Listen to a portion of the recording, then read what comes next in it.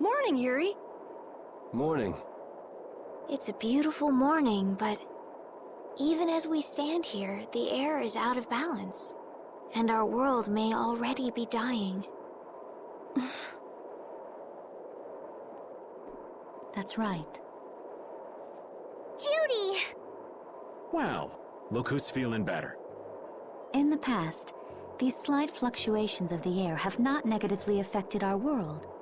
There have always been beings who maintain the balance by sensing changes in the airflow. Beings like Pharaoh and Baul, the Entelekea. So the Entelekea were responsible for keeping the air balanced. For ages, the Entelekea have regulated the air, but the recent increase has been greater than they could control. Which is being caused by the Hermes Blastia. And which is also why you were going around taking down as many of them as you could. Yes, that was my mission. The path I walk with Baul, to whom I owe my life. The path you walk. Now some would even hunt the Entelekea for apatheia. This has made the mission of the Entelekea even more difficult. Why is everybody so crazy about these apatheia anyway? I'm afraid I don't have an answer. The air an Entelekea absorbs becomes condensed within its body over time. When its life is at an end, that condensed air forms a crystal, an apatheia. That's all I know. I imagine Pharaoh could shed more light on the subject, though. So apatheia are crystals of concentrated air. If that's true and the energy could be extracted from the apatheia, it would be a source of overwhelming power, I'm sure. Could we really do that? I don't know. But if that's possible, there must be tons of guys who want those things. I bet somebody wants to use these things for the wrong reasons. Why didn't you just tell us all this from the beginning? Seriously, we could have avoided all this trouble if you just talked to us. Am I wrong?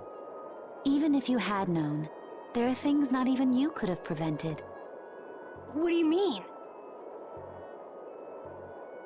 I showed up at Heliord because Baul had sensed a disturbance in the air. Where there was a disturbance, there was sure to be a Hermes Blastia. But what I found there was not a Blastia, it was a person. That had never happened before. So it wasn't like you were looking for Estelle in particular back at Heliord. Yet for some reason, Baul perceived Estelle as a disturbance in the air. I had to find out why. For the sake of the path I've chosen. It was at that time that Pharaoh first appeared. He seemed to have some idea who Estelle was. My mission was to destroy all the Hermes Blastia. However, Estelle was obviously not a Blastia. I needed to make absolutely certain. I made a deal with Pharaoh, and he agreed to grant me some time.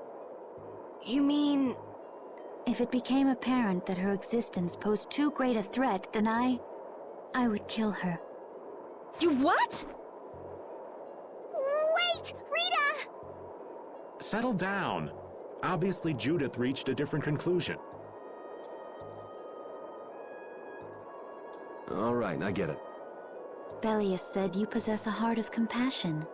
If you can communicate that to Pharaoh somehow, you may learn what you should do. Hey, there's no real reason for you to fight Pharaoh anymore, right?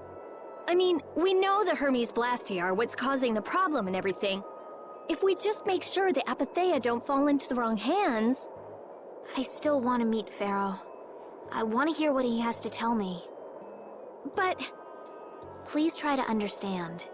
I have to know more about myself and take responsibility for who I am. All right. Sorry, Yuri. I don't think we can decide what to do about Judith right away. I promise not to leave again until things have been settled, as you said. I need to accept that responsibility myself. Let's go and find Pharaoh. We'll finally be getting around to one of the first things we set out to do. We can work out the rest once this is finished. There is a rocky crag in the center of the sands of Kogor.